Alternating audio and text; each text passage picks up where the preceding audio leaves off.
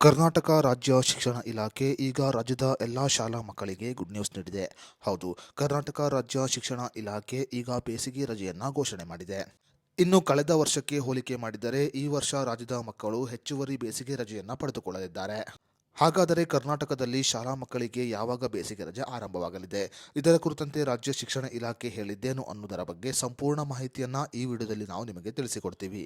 ಅದಕ್ಕೂ ಮುನ್ನ ನೀವಿನ್ನು ವಿಡಿಯೋನ ಲೈಕ್ ಮಾಡಿಲ್ಲ ಅಂದರೆ ಈಗಲೇ ಲೈಕ್ ಮಾಡಿ ಮತ್ತು ಈ ಮಾಹಿತಿಯನ್ನ ಪ್ರತಿಯೊಬ್ಬ ಶಾಲಾ ಮಕ್ಕಳಿಗೆ ಶೇರ್ ಮಾಡಿ. ಹೌದು, ರಾಜ್ಯ ಶಿಕ್ಷಣ ಇಲಾಖೆ ಈಗ ರಾಜ್ಯದ ಮಕ್ಕಳಿಗೆ ಬೇಸಿಗೆ ರಜೆಯನ್ನ ಘೋಷಣೆ ಮಾಡಿದೆ. ಕಳೆದ ವರ್ಷ ಏಪ್ರಿಲ್ ತಿಂಗಳ 10ನೇ ತಾರೀಕಿನಿಂದ ಬೇಸಿಗೆ ರಜೆ ಆರಂಭವಾಗಿತ್ತು. ಆದರೆ ಪ್ರಸ್ತುತ ವರ್ಷದಲ್ಲಿ ಏಪ್ರಿಲ್ ತಿಂಗಳ ಮೊದಲ ದಿನವೇ ಅಂದರೆ ಏಪ್ರಿಲ್ ತಿಂಗಳ 1ನೇ ತಾರೀಕಿನಿಂದ ಬೇಸಿಗೆ ರಜೆ ಆರಂಭ ಆಗಲಿದೆ. ಏಪ್ರಿಲ್ ಮತ್ತು ಮೇ ತಿಂಗಳು ಸಂಪೂರ್ಣವಾಗಿ ಬೇಸಿಗೆ ರಜೆ ಇರಲಿದ್ದು, ಈ ವರ್ಷ ಶಾಲಾ ಮಕ್ಕಳು ಸಂಪೂರ್ಣವಾಗಿ 2 ತಿಂಗಳುಗಳ ಕಾಲ ಬೇಸಿಗೆ ರಜೆಯನ್ನು ಪಡೆದುಕೊಳ್ಳಲಿದ್ದಾರೆ. 60 ದಿನಗಳ ಬೇಸಿಗೆ ರಜೆಯನ್ನ ಈಗ ರಾಜ್ಯ ಶಿಕ್ಷಣ ಇಲಾಖೆ ಘೋಷಣೆ ಮಾಡಿದೆ. ಈ ಮೂಲಕ ರಾಜ್ಯದ ಎಲ್ಲ ಶಾಲಾ ಮಕ್ಕಳಿಗೆ ಗುಡ್ ನ್ಯೂಸ್ ನೀಡಿದೆ ಅಂತಾನೆ ಹೇಳಬಹುದು.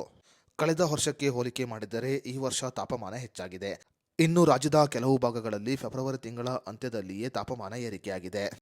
ಅದೇ ರೀತಿಯಲ್ಲಿ ಏಪ್ರಿಲ್ ತಿಂಗಳಲ್ಲಿ ತಾಪಮಾನ 40 ಡಿಗ್ರಿಗೆ ಹೋಗುವ ಸಾಧ್ಯತೆ ಇದೆ ಎಂದು ಹೇಳಲಾಗುತ್ತಿದೆ.